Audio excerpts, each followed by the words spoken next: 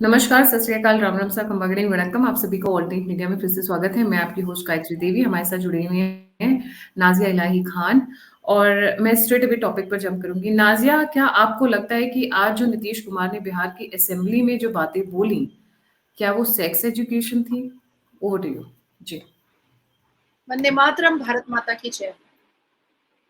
आज हम एक ऐसे मुख्यमंत्री की बात कर रहे हैं जिनकी उम्र 65 से ज्यादा है। आज हम एक ऐसे मुख्यमंत्री की बात कर रहे हैं जो कई सालों से भारत के प्रधानमंत्री बनने की दौड़ में लगे हुए हैं। आज हम एक ऐसे मुख्यमंत्री की बात कर रहे हैं जिन्होंने कई बार कुछ ऐसे लोगों के पक्ष में बात कही है जिन्होंने महिलाओं को अपमान छुट्टे मुंह किया है और खुले मुंह किया है। आज हम एक ऐसे मुख्यमंत्री की बात कर रहे हैं जो स्टेट, जो राज्य आज तक महिलाओं के लिए सुरक्षित नहीं है। आज हम वो उस मुख्यमंत्री की बात कर रहे हैं जिन्होंने खुले लफ्जों में, बिना हिचकिचाहट के, बिना नजरों को नीचे झुकाए और ना ही उन्होंने विधानसभा के अंदर महिला एमएलए का ख्याल रखा, और उन्होंने सेक्स एडुकेशन की आड़ में और हिजाब में ऐसी अश्लीलता की बातों को सामने रखा, मानो जैसे चेहरा तो एक मुख्यमंत्री नीतीश कुमार का था, पर जुबान से बातें बिल्कुल हम्मासी आतंकवादी जैसी थी। से सेक्स एडुकेशन को खुले चिट्ठों की तरह खोलते हुए हम देखते हैं। ये वही नीतीश कुमार है जिन्होंने हालिया में इंडिया अलायंस में अपना गठबंधन किया था। है इंदिरा गांधी जी की और गांधी परिवार के योद्धा, युवराज, नेपोटिज्म का सबसे बड़ा चेहरा राहुल गांधी जी की। कभी इंदिरा गांधी जी नारा लगाया करती थी, जात पे ना पात पे मोहर लगेगी हाथ पे। फिर राजीव गांधी जी नारा लगाया करते थे 6 दिसंबर 1990 मंडल कमीशन की बैठक में उन्होंने कहा था और बोला था, ना जात पे ना बात पे, इंदिरा गांधी जी की बात पे मोहर लगेगी हाथ पे। तब फिर आए योद्धा और नेपोटिज्म का सबसे बड़ा चेहरा राहुल गांधी जी, और जिनको दौड़ाया जा रहा है भारत का प्रधानमंत्री बनाने के लिए, जिसने कहा जात पे और पात पे मोहर लगेगी हाथ पे, इंदिरा गांधी की बात पे रख दिया इसको लात पे, पार्टी आया फुटपाथ पे। ये है योद्धा, और इसी का एक चेहरा है नीतीश कुमार। क्या सच में भारत ऐसे लीडरों को देखना चाहता है? क्या सच में इंडिया अलायंस सेक्स एडुकेशन का कारोबार खोलना चाहता है? क्या सच में बिहार कभी रिफॉर्म हो सकता है? क्या सच में बिहार कभी शिक्षित हो सकता है? क्या सच में मुख्यमंत्री की बात को सुनने के बाद क्या भारत की तमाम महिलाओं को 5 करोड़ से ऊपर एफआईआर इस भारत के अंदर नहीं करना चाहिए नीतीश कुमार के खिलाफ? क्या वाकई में इस बात को एथिक्स कमेटी तक नहीं लेकर जाना चाहिए? क्या वाकई में इस बात को द्रौपदी मुर्मू, प्रेसिडेंट ऑफ भारत के पास लेकर नहीं जाना चाहिए? क्या वाकई में इस बात को नेशनल वुमेन कमीशन के चेयरपर्सन के पास लेकर नहीं जाना चाहिए? क्या आज भारत की तमाम महिलाओं को रोड पर नहीं उतरना चाहिए? क्या इस भारत की तमाम महिलाओं को आज प्रदर्शन और बैठक और भूख हड़ताल नहीं करनी चाहिए? कि एक मुख्यमंत्री सारी मर्यादा को फलांगता हुआ, सारी मर्यादा को लांगता हुआ महिलाओं के इज्जत के चीथड़े उड़ा रहा था और सेक्स एडुकेशन के नाम पर महिलाओं के अंग अंग को डिस्क्राइब कर रहा था। और पहले तो विधानसभा में और उसके बाद बिहार में विधान परिषद में भी बैठ करके महिलाओं के सामने महिलाओं के अंग को और जिस्मानी ताल्लुकात को वो चीथड़ों की तरह माइक के सामने अपनी बातों को रख रहा था। स्पीकर के मना करने के बावजूद, विपक्षी दलों के मना करने के बावजूद, महिलाओं के इनकार करने के बावजूद महिलाएं विधानसभा में आंखें मीच रही थी, आंखें नीची कर रही थी, अपने दुपट्टे को ठीक कर रही थी, साड़ी के पल्लू को ठीक कर रही थी, पर नीतीश कुमार नहीं रुके। वो करते रहे अश्लीलता की बात और करते रहे अश्लीलता की हदों को पार। क्या बोला इन्होंने आज संसद में?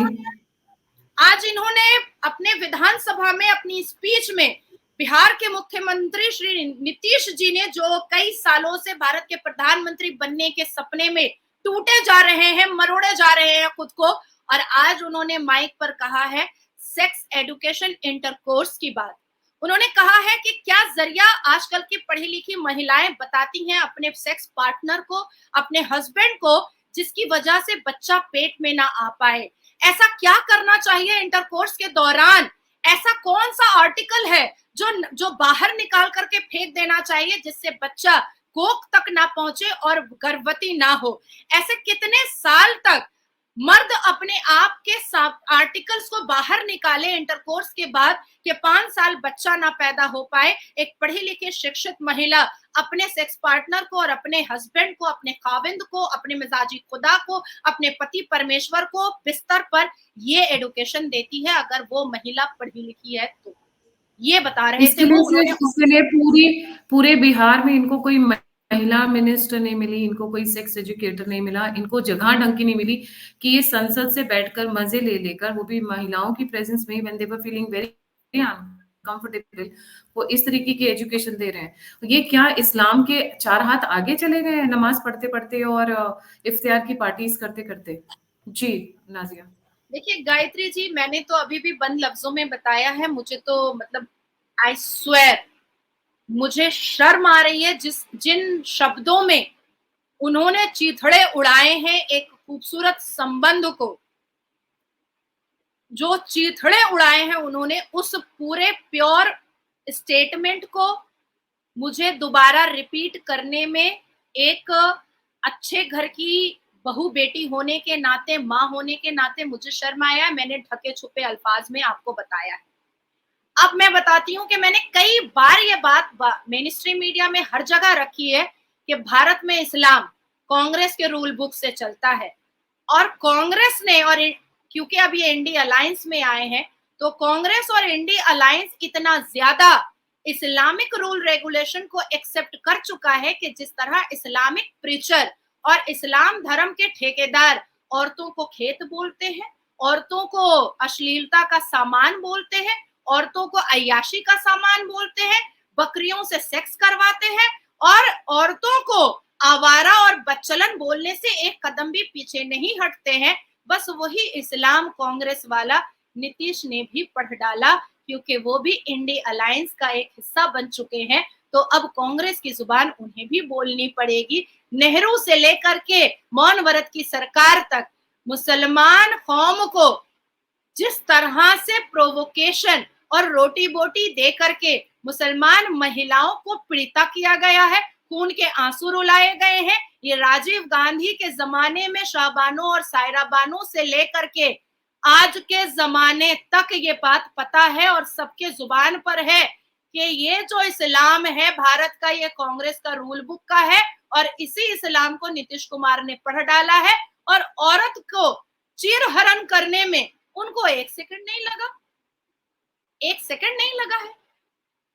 हमने सुना था गायत्री जी, हमने कांग्रेस के कई लोगों के मुंह से सुना था, दिग्विजय जी के मुंह से सुना था, कमलनाथ जी के मुंह से सुना था, समाजवादी पार्टी के मुलायम सिंह यादव के मुंह से सुना था, कभी उन्होंने टंचमाल कहा, किसी ने कांग्रेस के बड़े बड़े नेताओं ने कभी आइटम कहा, कभी लालू ने आइटम कहा, कभी ऐसे ऐसे भी योद्धा आए हैं और ऐसे ऐसे भी लीडर कांग्रेस में आए हैं जिन्होंने औरतों को डिफेम और मलाइन करने से पहले एक बार सोचा भी नहीं कि हम क्या बोलने जा रहे हैं। मंच पर मुलायम सिंह ने कहा कि लड़कियां थी।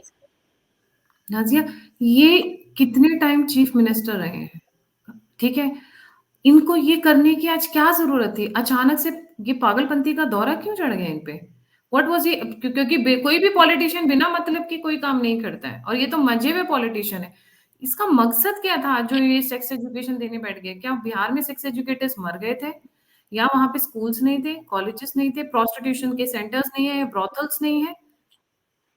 इनका एजेंडा क्या था? किस चीज को ये हासिल करना चाह रहे थे? सेक्स एडुकेशन तो पाकिस्तान में नहीं है, लेकिन brothel, prostitute area, red light area, बेटियां बेचना और खरीदना, ये तो पाकिस्तान में धड़ल्ले से होता है। इस्लामिक देश है, इस्लामिक रिपब्लिक पाकिस्तान देश है, 30 पारे पर चलता है, सुन्नत रसूल पर चलता है, जिन्ना के बनाए हुए 1937 के शरिया लॉ पर चलता है, पर धड़ल्ले से बेटियां बेची और खरीदी जाती है, निकाह मुत्ता के नाम पर बलात्कार किया जाता है। तो ये तो भारत है, ये तो भारत है। भारत में सेक्स एडुकेशन स्कूल में भी दिया जाता है, जिसके लिए काफी लड़ाइयां लड़ी गई हैं कि गुड टच बैड टच बच्चियों को पता चलना चाहिए, बच्चों को पता चलना चाहिए, लेकिन इस तरह का एडुकेशन मैंने पहली बार देखा है। अपने 32 साल की उम्र में मैंने पहली बार इस तरह का सेक्स एडुकेशन देखा है, मानो जैसे जुबान से लज्जत और लार टपक रहा था नीतीश कुमार के, कि वो सेक्स एडुकेशन नहीं दे रहे थे, वो औरत के जिस्म का और शारीरिक संबंध का मजा उठा रहे थे। बिहार के नीतीश कुमार की मानसिकता खुलकर सामने कई बार आई है, पर हमेशा दब गई है। अब इस बार क्या हुआ है कि बहुत बेहतरीन तरीके से खुल करके आई है। बहुत मंझे हुए लीडर है, आपने सही कहा है, लेकिन ये मंझा हुआ लीडर कई बार महिलाओं को अपमान कर चुका है और अपमानित करने वाले लीडरों के साथ बैठना अपनी खुशनसीबी भी समझ चुका है। तो इनके लिए ये बहुत छोटी-सी बात रही है और नीतीश कुमार क्योंकि मंझे हुए मुख्यमंत्री हैं, तो उन्होंने बिना सोचे-समझे ये अश्लीलता तो नहीं की होगी विधानसभा के अंदर। ज़ाहिर-सी बात है कि इनकी नज़रों में औरत की औकात यही होगी, इसीलिए उन्होंने ये बात कही है और यही वजह है कि बिहार में हम कभी कोई बड़ा चेहरा औरत का नहीं देख पाते हैं।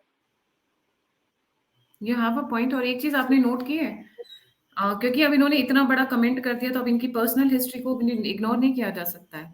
किसी महिला के नाम पर इन्होंने ट्रेन चलवा दी थी जब ये रेलवे मिनिस्टर थे, इतना प्यार था इन्हें उनसे। पहला पॉइंट। दूसरा, अपनी पत्नी को इस तरीके से दर-बदर के ठोकरें खाने के लिए मजबूर किया हुआ है कि वो इनके साथ कभी रही नहीं है। कहते हैं रिक्शे में जा गए, मतलब इतना ज़्यादा इनका रिले वो इतनी ज़्यादा इनसे परेशान थी कि रिक्शे में अकेले आती-जाती थी और ये चीफ मिनिस्टर होने के बावजूद, सेंटर में मिनिस्टर होने के बावजूद कभी भी इन्होंने अपनी पत्नी का ध्यान नहीं रखा और आज ये सेक्स एजुकेशन दे रहे हैं संसद में बैठ के। ये सेक्स जी। एजुकेशन गायत्री जी नहीं दे रहे थे। ये औरत को बदनाम कर रहे थे। ये औरत को सेक्स एजुकेशन के द्वारा गालियां दे रहे थे। ये औरत के चीथड़े उड़ा रहे थे। ये औरत को बदनुमा और बदशक्ल साबित कर रहे थे। और किन औरतों को, जो एडुकेटेड औरतें हैं, जो ये दो हम और हमारे दो पर बिलीव करती हैं, ये उन औरतों के चिथड़े उड़ा रहे थे। इन्होंने सेक्स एजुकेशन पर अपनी टिप्पणियां नहीं रखी हैं।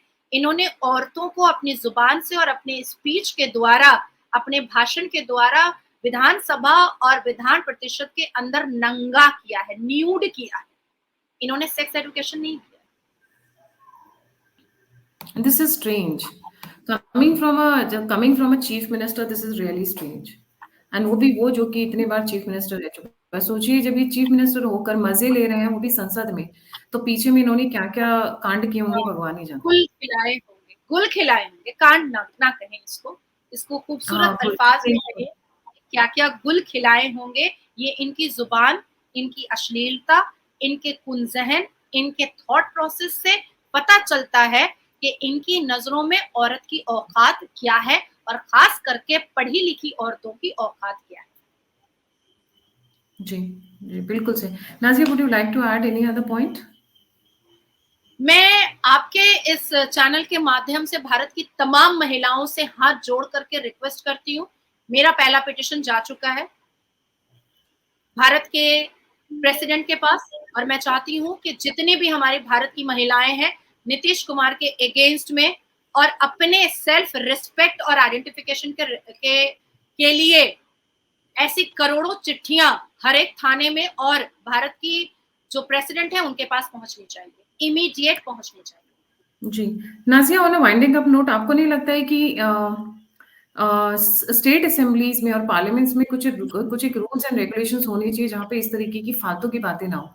आपके पास समय कम होता है और आप टैक्स के पैसों पे काम करने बैठते हैं वहाँ पर, तो वहाँ पे इम्पोर्टेंट बातें आपको सेक्स एजुकेशन स्कूल में भेजिए, कॉलेजेस में भेजिए, वहाँ पर तो ना करें। और कुछ एक मर्यादाएँ होनी चाहिए, चाहे वो देखिए पार्लियामेंट हो, चाहे वो स्टेट असेंबलीज हो।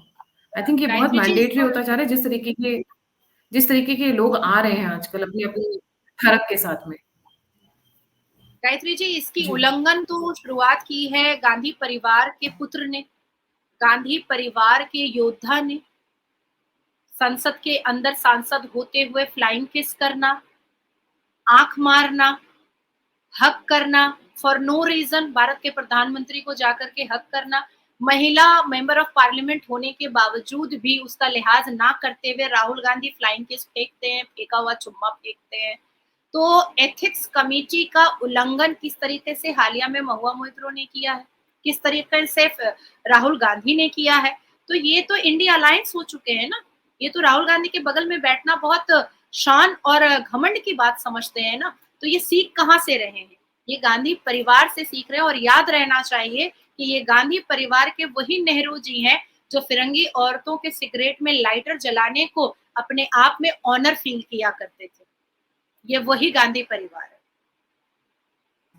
बिल्कुल सही, बिल्कुल सही कहा आपने। उन्हीं के साथ उठ बैठ रहे हैं तो सीखेंगे भी वही, और फिर बाकी की जो कसर रह जाती है वो इफ्तियार पार्टीज़ और नमाज़ करते हुए अपने बगल के लोगों के साथ सीख के लेते हैं। Thank you so much Nazia for joining. जाने से पहले सभी व्यूअर्स से रिक्वेस्ट है, please don't forget to like, subscribe and share the all news media. अगर आप कंट्रीब्यूट करना चाहते हैं, फीडबैक देना चाहते हैं, मुझसे जुड़ना चाहते हैं, तो सभी लिंक्स डिस्क्रिप्शन बॉक्स में हैं। इसी के साथ जय हिंद, जय श्री राम, हर हर महादेव। वंदे मातरम, भारत माता